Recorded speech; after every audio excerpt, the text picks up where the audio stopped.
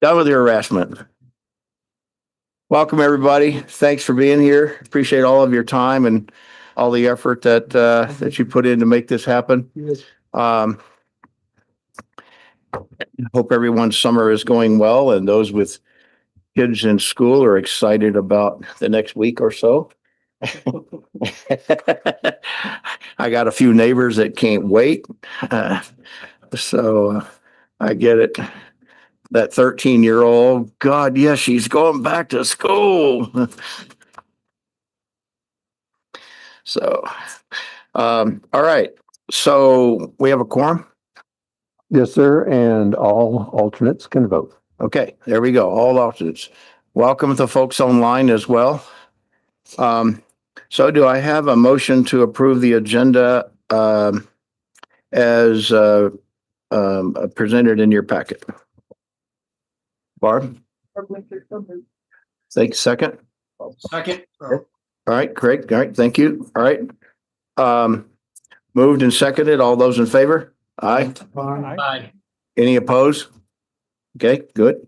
Mr. Chair, Yes. did you want to take the Manitou Springs? Yes. Two items yes. first? I would. So, Manitou has requested that they be moved up because they've got another city council meeting. I didn't ask that in the thing, but we'll go real quick through public comments, but when we get down to the item number 6, I'd like to move Manitou up. Does anybody have any problems with that? Not seeing any. Okay. All right. Karen, you good with that? Okay. All right. So, public comment period. Anybody got anything you want to speak? I do. Citizens College coming up. I got little brochures here for you and a registration thingy on the back. Registration's open. It is October 13th through the 18th. If you're interested, I encourage you to learn about the county you live in. And it's a great opportunity. So if anybody's interested, see Ed or I. Should we pass these out? Huh? Should we pass these out? You can if you like. Yes. Anybody else? Okay. Approval of the minutes from the July 2nd meeting. To have a motion to approve the minutes. Kathy, thank you. Anybody else? Second. David Zelenoff, I'll second. David, thank you very much. All those in favor say aye. Aye. Any opposed? Okay, seeing none, minutes approved. Financial reports. Lisa. Corey, I'm the finance manager for the PPRTA. The month I'm reporting is for May. The May sales and use tax revenue came in above the monthly budget by $563,717, or 4.3%. The total received for the month was $13,587,426. May 25 revenues were above May of 24 by $1,319, or 0.01%. The capital expenditure report is going to look a little different. Since we have no available funds for PPRTA 1, I just got rid of that report. There's nothing additional to report. And I replaced that with the PPRTA 3. Okay.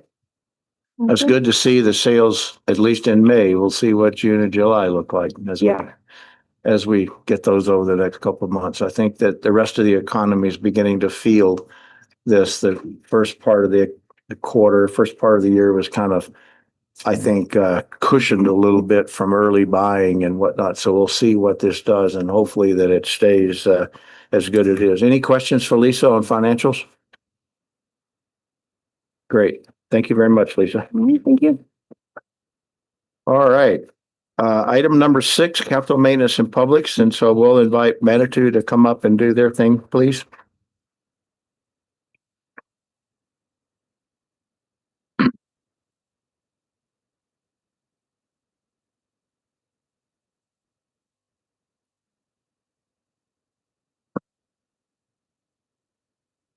Hi, I'm Karen Rowe, ROWE, PPRTA representative for the city of Manitou Springs. I have 2 agenda items for today. The first one is to approve the IGA to resolve payment for the Workshop 40 contracts or invoices, really payment for the invoices for the contracts you approved back in April and May. So I've been here before, you've agreed upon, the contracts are okay, we've agreed on the percentage. We've now we're now submitting the invoices from Workshop 40, which are a little different than the contracts, but really we've summarized based on what the invoice is for and what was agreed upon with the contracts, that PPRTA owes the city of Manitou Springs $130,351.88. So the two attorneys worked together and said this is the best way to do it, rather than to go back and get a three-party contract assigned and get insurance indemnity and all that. So in order to get the invoices paid, we need this IGA agreement between PPRTA and the city. So that's the first thing we're asking for approval. And so this is just for those, what'd you call them? Workshop 40 contracts? They're for the invoices that go along with the contracts you approved, yes. Okay.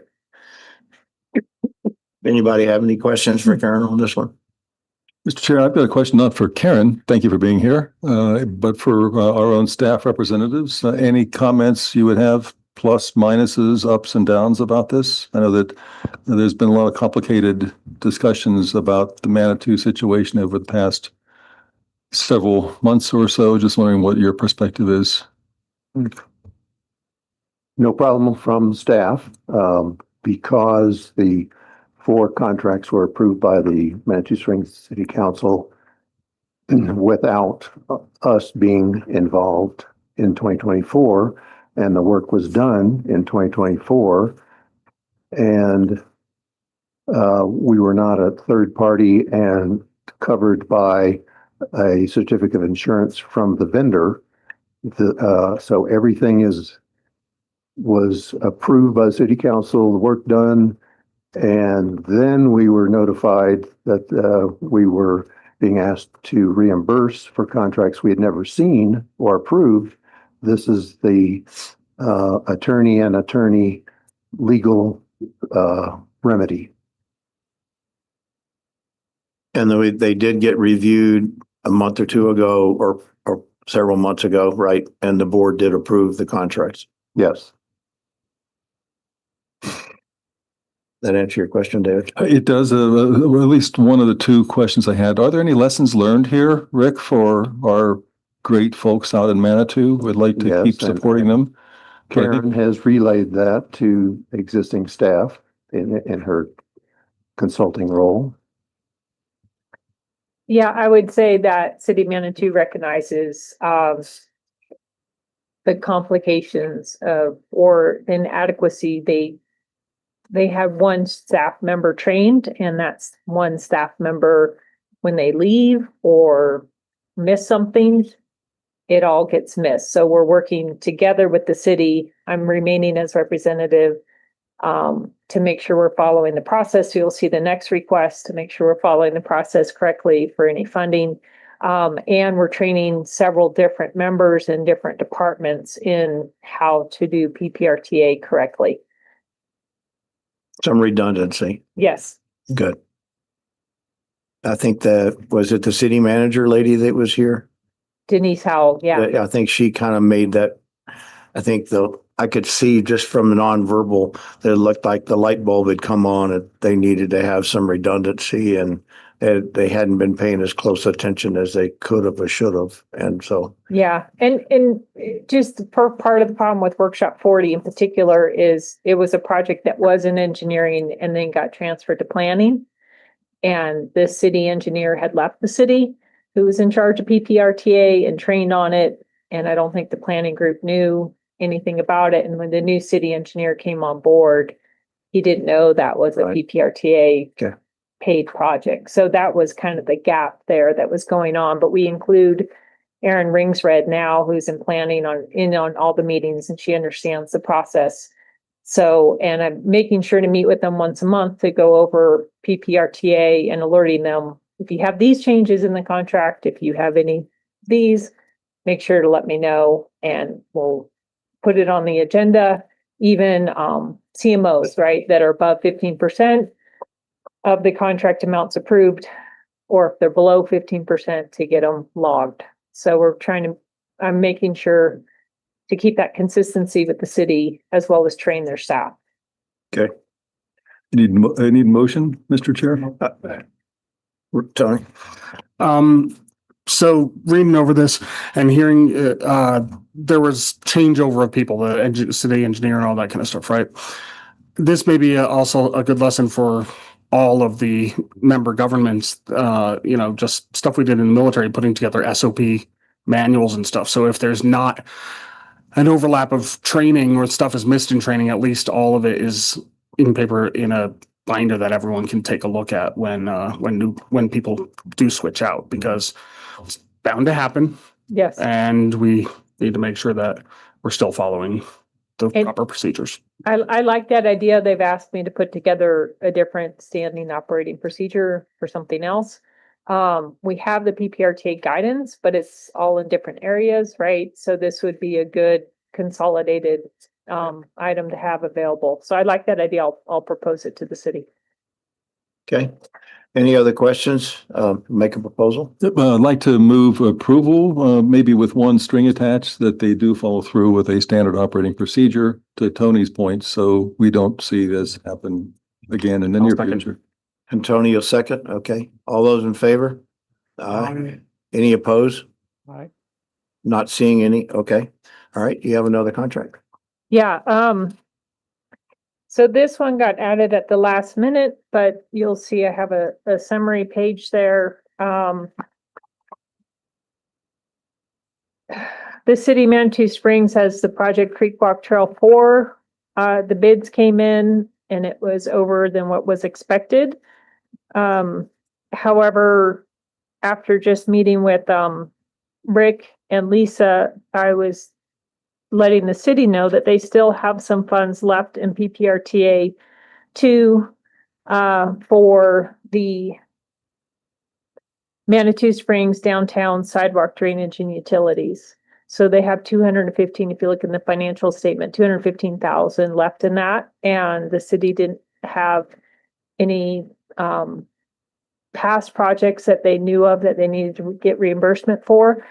They feel that this meets what that project description is. We're adding a sidewalk on the north side of Manitou Avenue. So they're asking for $100,000 to be contributed to the contract. We just got the contract approved and by the city yesterday. We'll get the contract signed by the contractor before the board meeting next week. In fact, we'll probably get it next few days. And then we'll go to the board next week to ask for approval of the three-party PPRTA federal with CDOT in their City of Manitou Springs contract. So we have that contract in process and we'd like to get approval for these funds in advance of getting this contract signed. Any questions on Manitou's request? Not seeing any. Do I have a motion to approve their request for $1,000, Tony? Tony, second? Carl, thank you. All those in favor? Aye. Aye. Any opposed? Okay, Blake, Thank you very much. I appreciate Thank you you. letting me move up on the agenda too. no problem. Thank you.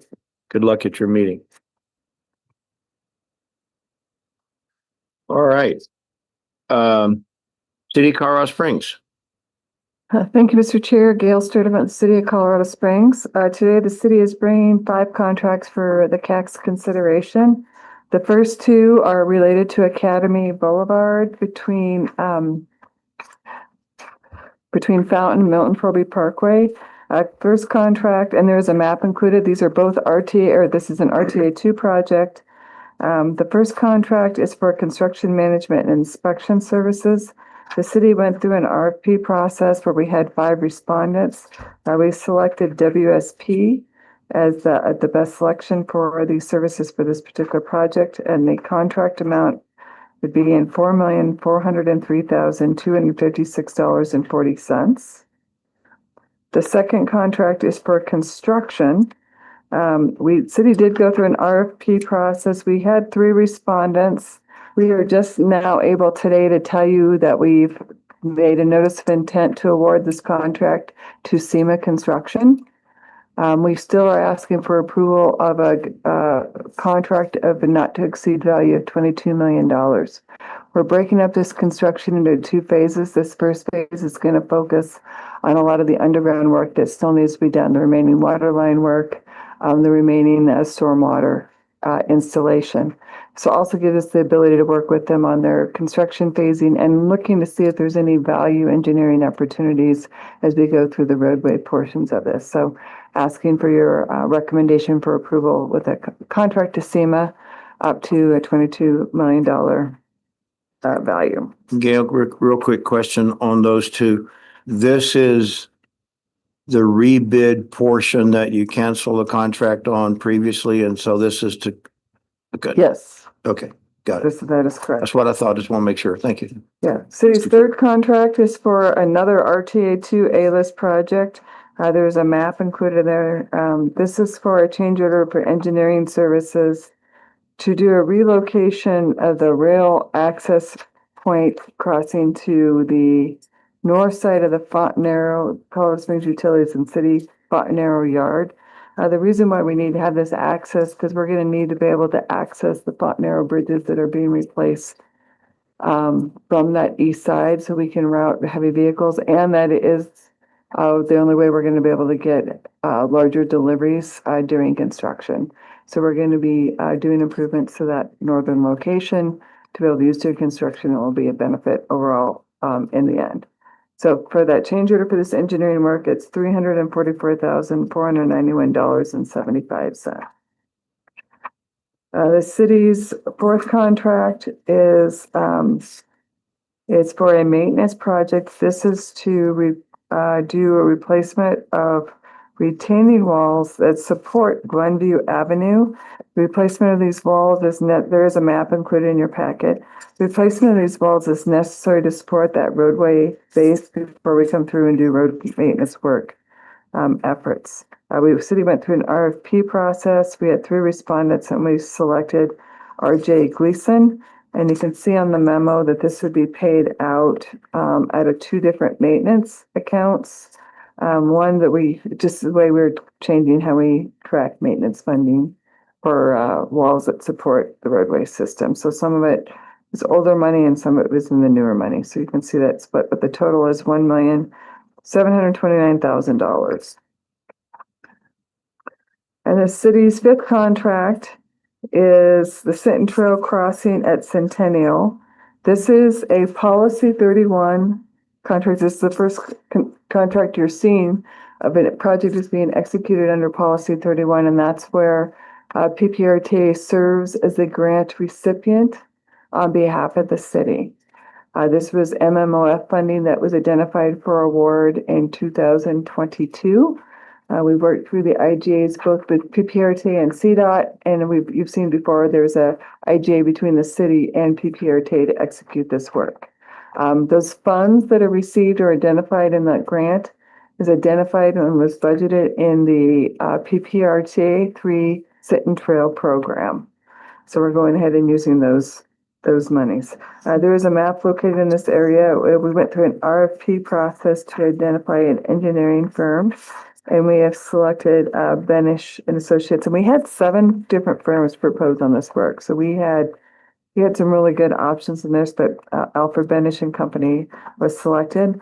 The total cost will be $816,771, and that is split 50-50. So 50% will be covered by PPRTA / the grant, and the other 50% in this case comes from the city's general fund. So those are the city's 5 contracts. I'd be happy to answer any additional questions. David's got a question. Thank you, Mr. Chair. Gail, great as always overview. Thank you for your hard work. Question for you on the $22 million SEMA contract. And our chair, of course, asked a very maybe penetrating question. Refresh our memory, this is going to SEMA. Who was a contractor with whom you disconnected? We were previously contracted with Ames. Okay, thank you. Okay, and I seem to recall Ames is SEMA spelled backwards.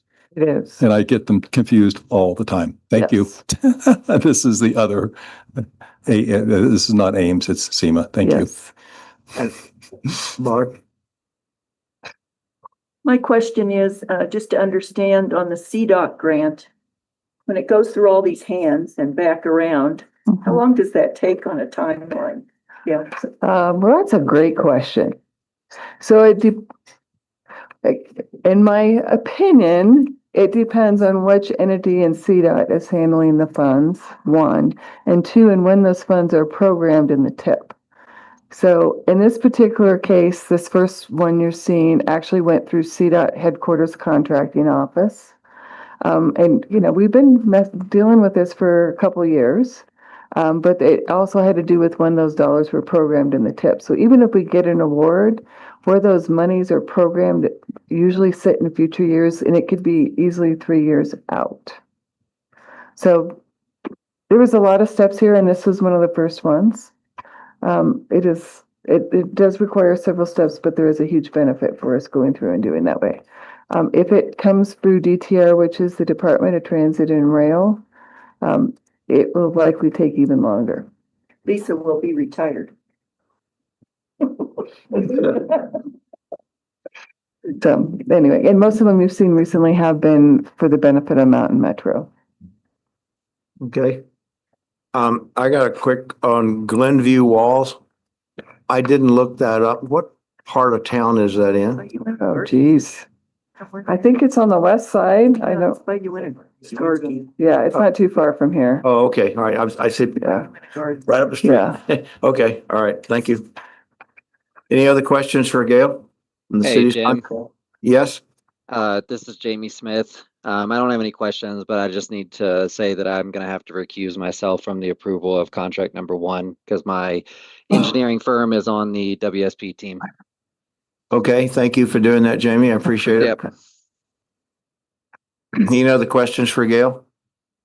Okay. Do I have a motion to approve the projects presented by the city today? Barb? I move to approve all 5 contracts that were reviewed. Okay. Tony? And I'll second that. And Tony second. All those in favor with the exception of Jamie, say aye. Any opposed? Okay, let me noted, Jamie recused himself. Thank you. All right, very good. Thank you very much. El Paso County. Josh. Good afternoon. Josh Palmer, County Engineer. The county has 5 items to bring before you today. The first is design contract in the amount of $541,275.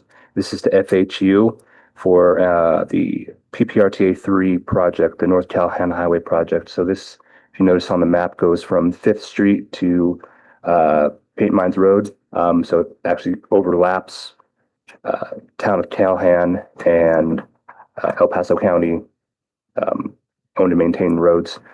But since there's a significant impact to this section of road due to all the activities at the fairgrounds,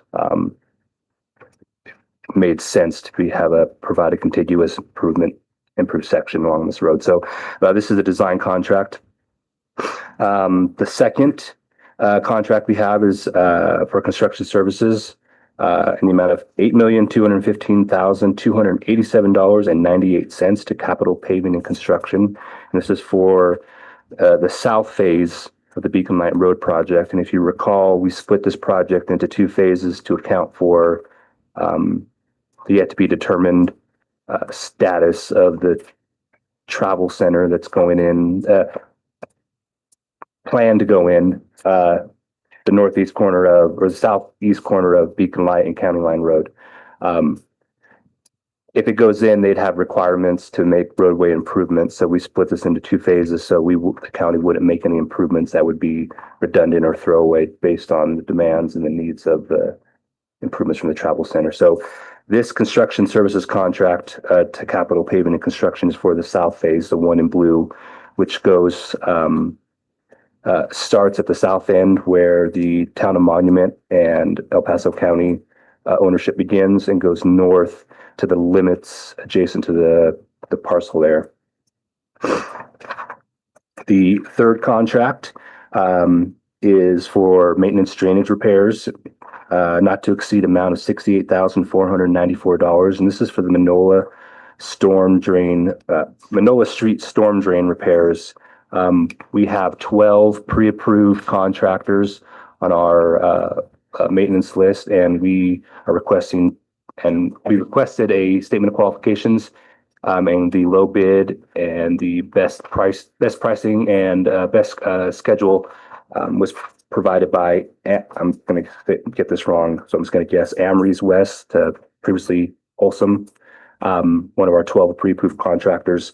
So this is to do the repairs. There is a county-owned storm drain, and this is in the area of Peterson and Palmer Park. You can see there on the map.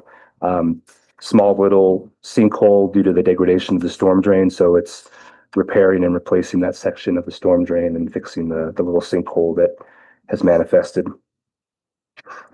The fourth contract is a contract amendment in the amount of $38,200 for condemnation legal services. So this is for there's an error there on the project name. This is actually the north phase, and my apologies for not catching that sooner. Not the south phase, the north phase of Beacon Line Road. As part of our design, we require an easement, the north side of County Line Road, which falls within a conservation easement within Douglas County. So this is a friendly condemnation. It's not eminent domain. It's just the legal process by which we have to go through in order to acquire the easement needed from this conservation group. And our county attorney's office does not have the legal experience to handle these things. So this is a contract amendment to, hopefully I don't get this wrong, Hammer, Rodriguez, Ostrander, and Prescott. They specialize in property acquisition legal services. And the fifth and final contract is for materials testing services. Again, this is correct, the Beacon Light South phase, the amount of $61,975 to Kumar and Associates. And this is to support materials testing during construction for this phase of the project. Happy to answer any questions. So the Beacon Light work, that's all just starts just north of that RV storage area, right? Yeah. Right. Okay. Yep. How is the impact of a potential Buc-ee's going to, is that what you were talking about, was trying to make sure that whatever you're doing is not thrown away? Yeah. So based on conceptual plans that we've seen and the result of the traffic impact study that they submitted both to the county and to Palmer Lake, the improvements that they would be required to make and the manner by which they're going to achieve them are different than what we would do. So one of the significant differences, we would just keep the same T intersection configuration that exists now. What Buc-ee's is proposing is having the east leg of County Line sweep down and connect to Beacon Light and have the west leg be the T into that. So they are proposing changing the configuration of the intersection, which would be contradictory to what we would do. So that would be complete throwaway work. They also would probably not require as much of the same easement to the north. So anyways, that was the most logical kind of disconnect relative to what they are proposing to make as far as their required improvements. So we didn't want to make improvements that would then be throwaway, and two, we were looking for opportunities to save money. So who wins when they proposing something that's against the county's guidelines? Well, this would be annexed into Palmer Lake, so we would not care. No, we would still care, but we wouldn't have any control. No, I get it. I understand. That's the But kind a lot of of what answer I would have given a apolitical, it's just straight up answer. Yeah. It's Palmer Lake's problem. Can I scratch that from the record? My apologies. Any questions for Josh on the county's projects? Just a comment. Want to thank you for what you're doing on Callahan Highway. That's long overdue. Yep. Yeah. So we did some basic maintenance work ahead of the fair, because it was like Mario Kart trying to dodge all the potholes out there. But now we'll come back in and we'll actually expand, and there'll be drainage improvements, curb and gutter, some sidewalks. So we'll build on the work that we've already done out there. Well, don't interfere with the football season. Do what we can. All right. Any other questions for Josh?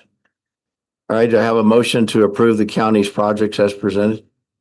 Make a motion to approve as presented. Ed, second? Larry Tobias, second. Larry Tobias, second. Any further discussion? All those in favor? Mr. Chair, Go ahead. this is the chair. I just want to make sure Carlos had his hand raised. Oh, I'm I sorry. just want to make sure he lowered it, but I didn't want to. Carlos, Sure. you got a I question? do have I'm a sorry. question, and I was skipped over, and I figured, well, it was, I think my question was answered. Just to clarify, it had to do with the annexation of the County Line Road. That we wouldn't be, the PPRTA, the authority, will not be doing any construction in right of way that's going to be acquired or annexed by the town of Palmer Lake.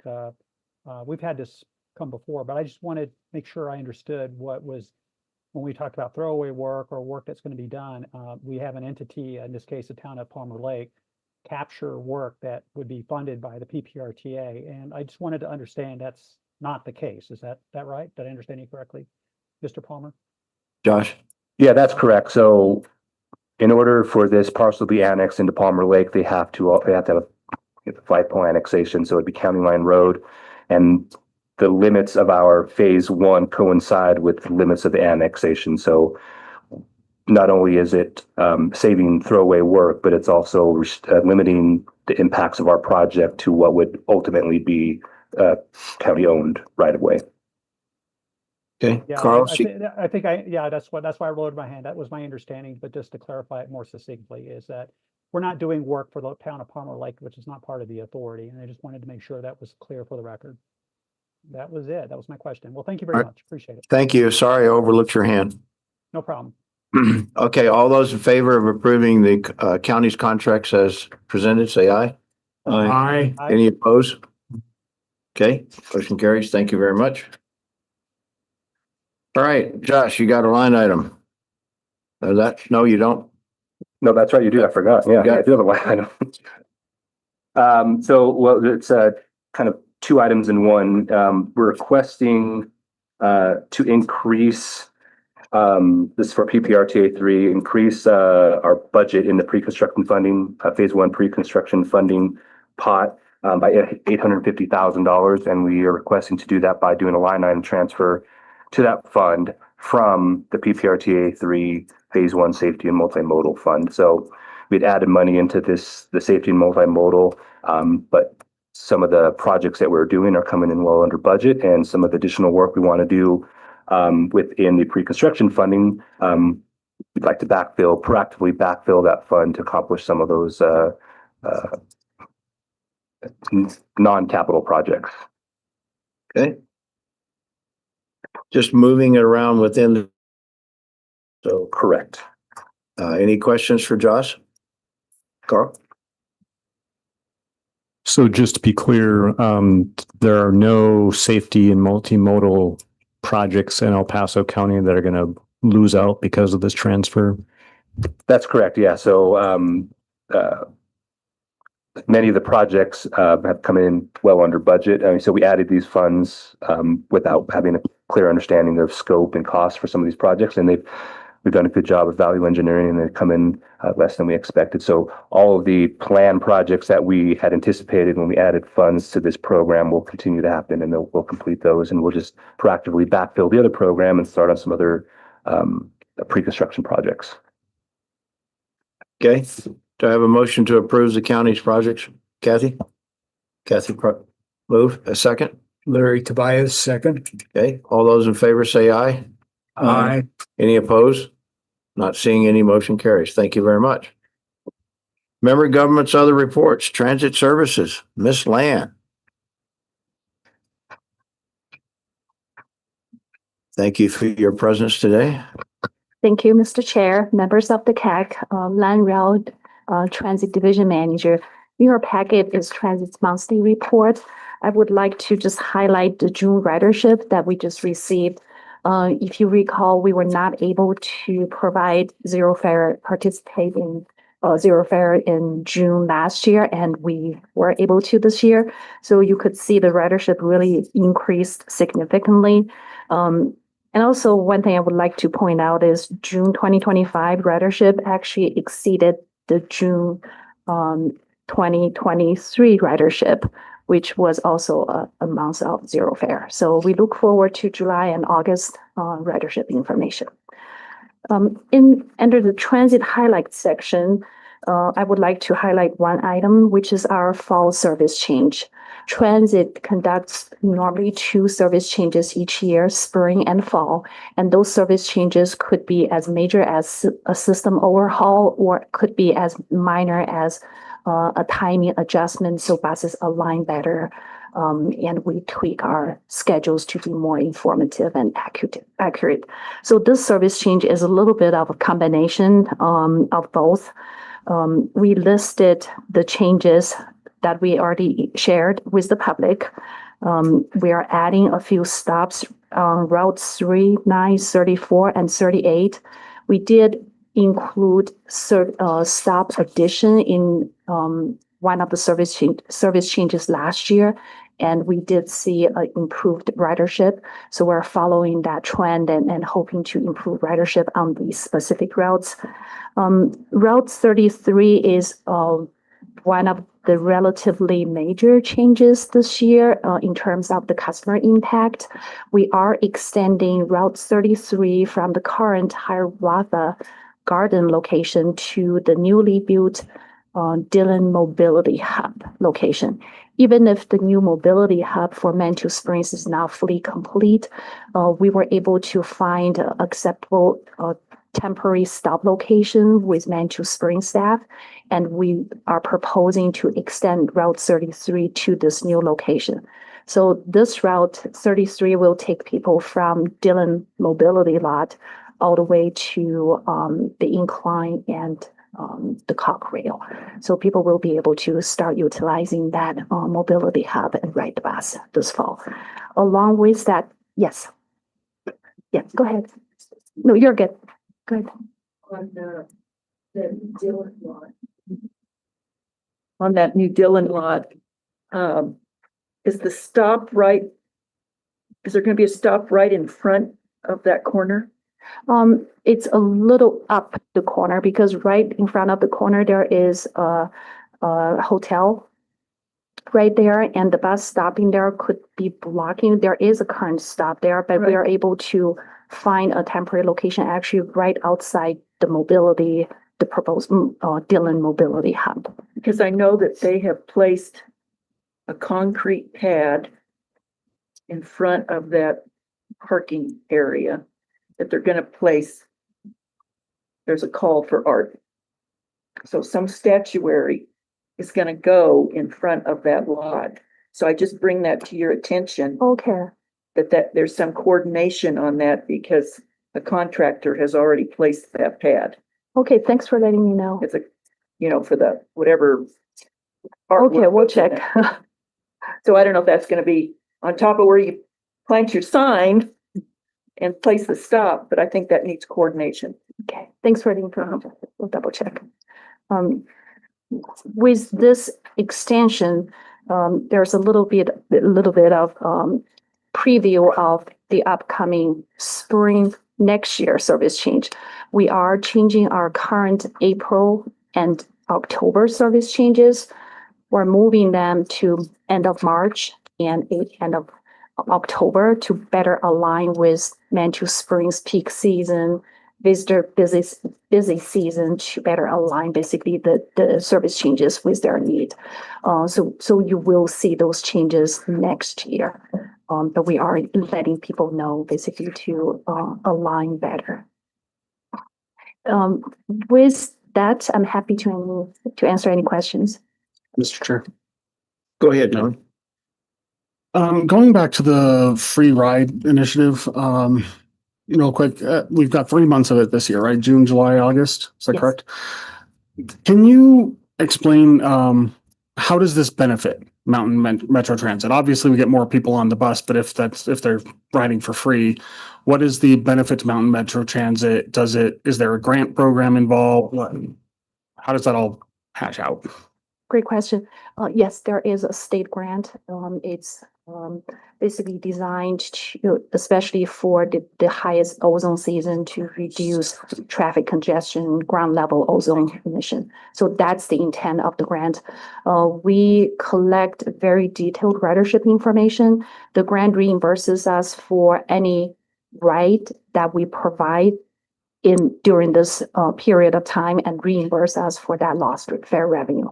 In addition to that, they actually pay for, because fixed route is, you're not increasing, you're not running more buses, it's on the schedule. But for ADA paratransit service, we do see a higher level, not as high as on the fixed route side, but you do have to send an additional vehicle out. So the grant not only reimburses us for the lost revenue, it also reimburses us for that additional operating cost.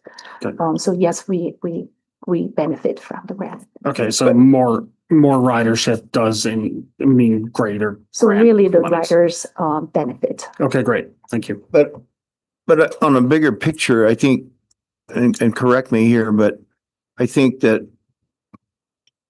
we have increased ridership and the outcome of that is more knowledge of the public in terms of what the transit system does. And the goal would be to keep some of those people, once the fares come on, to have better service because they're now aware of how to ride the bus and all that kind of thing. So there's a non-monetary benefit to that in terms of increased ridership. Absolutely. Thank you. Yes. I got a question. Oh, Carl, go ahead. So two things. So one, just back to the Dillon Mobility Hub. First, my understanding, you can correct me if I'm wrong, is the stop that Barb was referencing is temporary, right? Because the long-term vision is to actually have the bus pull into the lot and there'll be a transit center, so it won't be on Manitou Avenue. So that's a temporary stop. I don't know what the duration is. It might be kind of like the CDOT schedule years, but there is a long-term vision to not have the stop on Manitou Avenue. And then second, with that temporary stop, has there been any discussion to add any kind of shelter? I went by there the other day and saw some folks out there waiting for the bus, which is great, but it's 90 degrees out and they're in the sun and hey, we want people to use this. So trying to make that a positive experience. Has there been any conversation with the city on that? Not to my knowledge yet, but it's a good question. I guess the timeline of how temporary is temporary might have something to do with that return on investment. But if it's a longer term, maybe it's worth looking into. We'll look into. Thank you. Carlos? Yeah, thank you, Mr. Chair. Just a question on that about continuing on with the Dillon Mobility Hub. I do know that now say you can park there for $5. Is the payment through an app or is there a kiosk there? And I have a follow-up comment on that, but I just want to understand how people pay for parking there. How do they pay for it? With an Is app? it a QR? Yeah, is it a cap? You know, like in Manitou Springs, there's an app, there's a QR code. You can click it or get to the link, and then you can pay, you know, with Google Pay or Apple Pay or one of those payment apps. It's all completely mobile, or is it cash, or is it a combination, or a kiosk there? Do you happen to know? Carlos, you got. So Carlos, I believe there is a kiosk and as well, you can use the app to pay for that lot. Yeah, the reason I bring that up about the app, this is just general awareness, just to industry network. There are scammers who are actually putting stickers, overlays on those QR codes, and they will send you to some other site to collect payment. So I'm just going to make sure that, you know, we're aware of the latest security threats that are out there, that we are making payments. Just everybody, just be careful where you're being redirected. And so I don't know what we can do on our end to improve the security, but this goes back to, hey, I was scammed at a Mountain Metro kiosk, you know, and it leaves a negative taste in people's mouths. So we need to be security aware, and whatever we can do to thwart these scammers, we should be also on top of that, especially now that people are using mobile apps and QR codes to make payments. So just FYI, you know, be alert, watch out for scammers. All right. Thank you, Carlos, for those comments. Any other questions? David? Just one question. Again, as always, thank you. You're doing a fabulous job over there. On the mobility hub, more generally speaking, and maybe to the chair's question about bigger picture, I couldn't help but notice, maybe some of you saw also, that the ground was broken yesterday for a massive mobility hub on I-25 at Lincoln. And you're probably not aware of that. I wouldn't expect you to necessarily, but I'm really envious of the mobility hubs, the tens of millions that CDOT's pumping into mobility hubs. The one Manitou has is a great, I would say, small, gently mobility hub, but these are serious ones they're building. Is there anything you can share about CDOT wanting to pump in anything to help with serious mobility hubs here in our region, like they're doing? I mean, you start from Castle Rock North, every 10 miles is a massive mobility hub. Castle Rock South, we got 0.0. I think our vice chair on the PPACG TAC committee is best positioned to address that. So I will kind of give you an overview. So yes, it is being considered south of Castle Rock where we might have mobility hubs. We are having there's been a lot of detailed analysis done by Mountain Metro on where those mobility hubs should be. There is a current disagreement on where the alignment between CDOT's mobility hub / park and rides are going to be and where mobility hubs really should be in the southern part of Colorado. You are going to see in one of the next items here where we do have some grant funding, or it's funding identified in Senate Bills 260 and Senate Bills 267 to help fund our north and south mobility hub. But to get them aligned the way you would see, like in that Lincoln example you gave, we aren't quite there yet, and we have a lot of ongoing conversations to make what we were hoping to put together for Mountain Metro true mobility hubs, where we could have Bustang and Mountain Metro and other mobility options come together in one location. It's unfortunately, it's complex, but it's not. We're making it more complex than it needs to be when we should be providing transportation solutions for our region. Thank you for the answer. And respectfully, I am not surprised. Again, CDOT has us, no pun intended, in the back seat. The rest of Colorado, everything north of Castle Rock is 3 years ahead of us, sadly. And that's not your doing. I recognize that, and I respect the great work you're doing. It's just for a variety of reasons. It seems like we're second fiddle in the back seat. Carl? I don't disagree with David's comment at all, but I would say that the Lincoln Center has light rail, and other mobility options, into maybe having rail down here would make it more palatable to CDOT, and that's easy to say and hard to do, right? But just a mobility hub means more than one option or multiple options, right? And so having more options would maybe get us higher on the prioritization list. Well, I'm going to say that there's been studies over the last 25 years, and there's been no action on any of them to solve that problem. So my recommendation is for the next 15 years, how about putting some of that money that's going towards think tanks coming up with grand ideas and fix the dang highways, fix the roadways while you're coming up with the stupid studies that you're not going to act on. And fix the interstate. I can tell you, I travel in my motorhome all over the West, and I don't need to see a welcome to Colorado sign. I know when I cross the state line. I don't care whether you're coming from Utah, Wyoming, Kansas, or New Mexico, when you cross the state line. And it's pretty ridiculous when you go to Raton and you see a really nice visitor center, a really nice bridge across there, paved all the way down the mountain into Raton and miles past. And they got, what, a third of the population of the state of Colorado, maybe? It's pretty pathetic. So anyway, sorry I got on my rat about this. Thank you for venting. You triggered a bad thought, this regional mobility hubs. Let's just fix the darn roads while you're thinking about the mobility hubs. So anyway. Saying what you were thinking. Anyway, thanks, Lan. Oh, I do have a bigger question though, not a complaint. So with the expansion now, I mean, it's not now, but with the expansion that's going on, particularly out east, is Mountain Metro looking at expanding services, or are we, I'm not familiar with the most current transportation plan or whatever, but what is the community and PPACG and traffic planners doing to look at providing mass transit and public transit to the expansion on the eastern side of the city? I mean, it's almost a continuous bill between Falcon and here now, and it's just growing like crazy.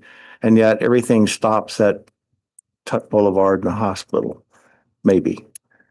So is Mountain Metro, is there anything going on to kind of look at, or is it, again, the funding issue? We only limited the funding and we got to improve what we got. We don't have money to expand.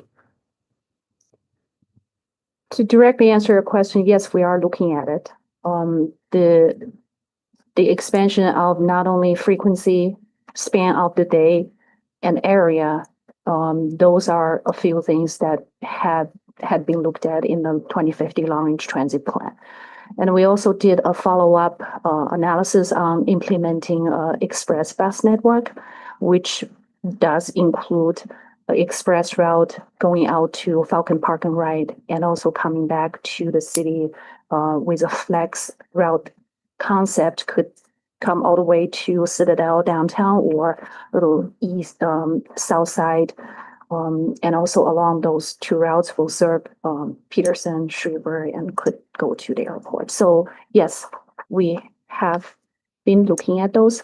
I think you also nailed it. It's the funding.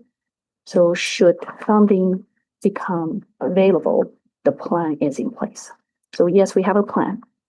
So you've heard this before from me, and I refer you to a really nice study that was a year-long study called Future of Regional Transportation, FORT. So anyway, it's published, it's out there. It's a great document. And unfortunately, it was published about the right time. We changed city management and city council, and it fell on deaf ears. But it's got a great plan in it. So anyway, you've heard that before from me. So anyway, that was a great plan, great study. All right, thank you. Any other questions for Lan? Great, thank you, Lan, appreciate it. Thank you.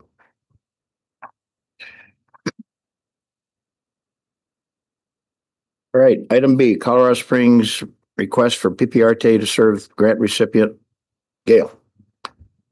I felt like I had a good lead in for this part of the discussion. So we mentioned policy 31 earlier today. Again, this is where PPRTA can serve as an applicant and or recipient of state funds. This request is to ask for the CAC's recommendation to the board to serve as the recipient for 3 different slugs of state funding that were identified in Senate Bills 260 and 267. It's for a total of 11.35 million. It would go towards 3 projects. 2 of those projects are the North and South mobility hubs. And if Lane, if you said this, I apologize. You know, where we're focusing on those from our planning efforts is really at both the Pikes Peak State College North and South campus. We've had a lot of great collaboration with that organization. And then the third project is for a high capacity corridor improvements in the El Paso County region. So we're asking them for your permission. I'm happy to talk about more of the projects or more of the requests, but would like your recommendation. I just serve as the recipient for these funds. And then if so, we would execute the IGAs or help PPRTA execute an IGA with the state, and then an IGA between the city and PPRTA to execute these funds. Any questions? Yeah, Jim. Go ahead, Ed. Just to be clear, this was to prevent Tabor issues for the city, bringing it to, is that what this is all about? Yes. Okay, that's what I thought. Thanks. Well, it could be for anybody, but yes, in my case, prevent Tabor issues for the city. Tony? Just a quick question. So as we're hearing, when the state is giving out money, there's usually strings attached. What strings would be attached to this from, Sometimes the strings seem to be moving. And this particular case, I don't know what they would come up with on these. I will tell you on vehicle purchases, it's relatively standard language that's actually laid out by the FTA that's being passed down to us. I will tell you the first draft of the agreement we got for the $8 million for the downtown transit center had numerous strings that were 100% unacceptable. So we are actually strategizing how to push back on those. So I can't give you a great answer. It kind of depends on what DTR wants to propose towards us, and then how we have to basically fight back for them, if that makes sense. I will tell you on the ones that are straight from CDOT, we haven't had any issues. It's the same grant agreement language that we normally get. Any other comments? Okay, so this is a recommendation. Mr. So, Chair, I think oh, I'm sorry. Kathy has some Yes. questions. So all of the cost for these hubs would be with that grant money or the money through the IGA? There would be no PPRTA? Not necessarily. So on these, we are seeing a recommendation for a minimum of a 20% grant match.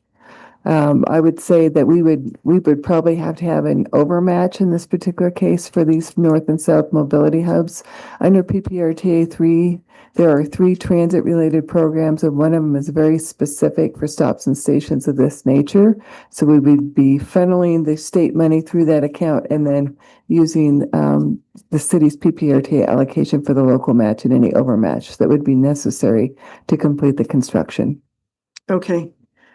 And my other question is the EV charging and services, would that be a requirement of that money, or and what does that cover? Is that installing the EV charging? Are you seeing this in the attachments by chance? Yes, it's on the page. So I would 81. tell you honestly, Packet. frankly, it's probably premature for us to say what that would be. You know, in general, we have said that the city is not going to be in the EV charging business, that was going to go to private industry. It may be a condition of a lease, for example, if we're doing a long-term lease at Pikes Peak State College, that we have something along that lines, or if we're using an electric bus. But I will tell you, we've shifted away from electric buses as of right now. The one pilot we did not go well. So now we are piloting hybrid buses. So hopefully we don't have that need. If there is other parking, and like these mobility hubs, the other parking probably would not be provided as part of our hub. It would probably be who our landowner, in this case, Pikes Peak State College. So it's a little premature. We'd have to really flesh that out more. And I can't say categorically we wouldn't have anything there, but my guess is most likely not. Okay, great. Thank you. Thanks. Any other questions for Gail? We need a recommendation to the board. So do I have a motion to approve this request for this IGA? So moved. Tony, second. Larry Tobias, second.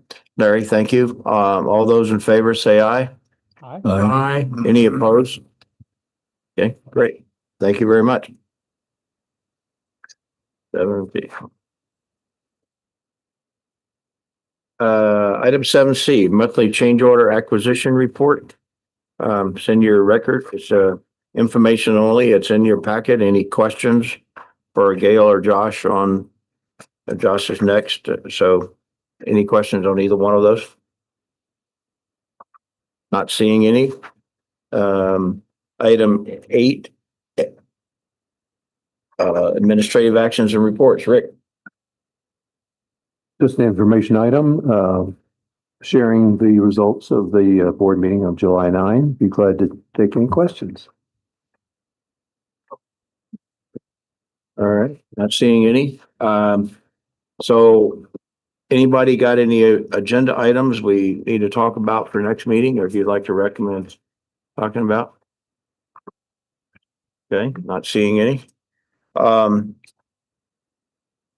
Communications, anyone have communications, Larry? I've got a couple items under communications.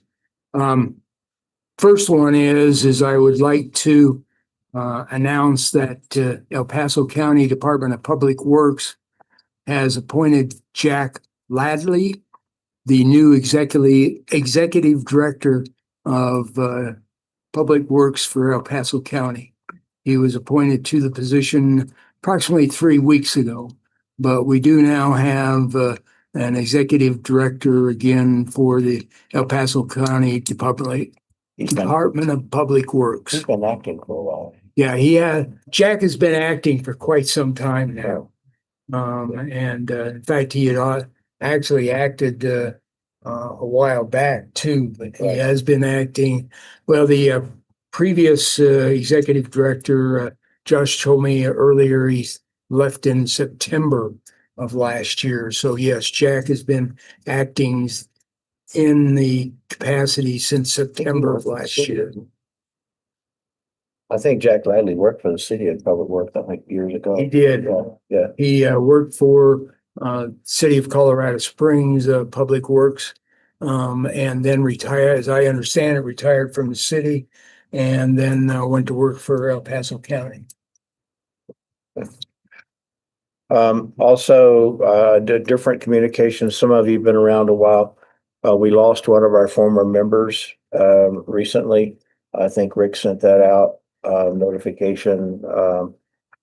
He and I took our orientations together at the same time back when they were using chalkboard and stencils or something. But anyway, I hate to see a member go, but he was a great participant and he was very active in the community and working in a lot of areas. So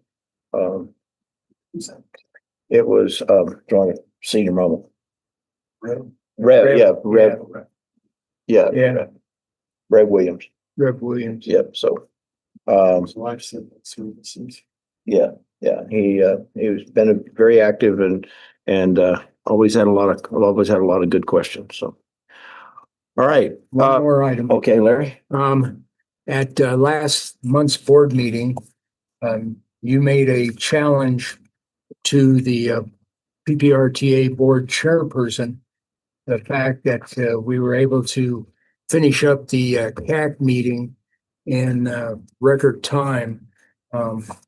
He finished up, and Rick is smiling over there. He knows what to say next. But anyway, the chairperson, you sort of gave a challenge, the fact that we had completed our CAC meeting in such good time. Well, the PPRTA board completed their actions even in shorter time, and he sort of made a little dig toward you about the challenge that you had made. So I don't know whether you want to make any more challenges this coming meeting. It was information only. I just informed them of what we did. No, yeah, a little back and forth there. Yeah, a little back and forth. Kind of a little there for a couple minutes. But anyway, right. That's all I had. Thank you. Any other comments from anybody? Gail? I would like to mention on that South Academy project, we are going to have a pre-construction open house on September 9th. It will be held at the Family Success Center. I can't tell you the exact start time right now. My guess is it's 5:30 or 6. I can get that time since we'll be meeting one more time in advance of it. But if you're interested in coming, seeing what the project's going to look like, meeting the construction contractor or meeting with staff, you're welcome to come and join us. We'd love to have you. Great. Thank you very much. All right. If there's nothing further going on, thank you all for your help and meeting's adjourned.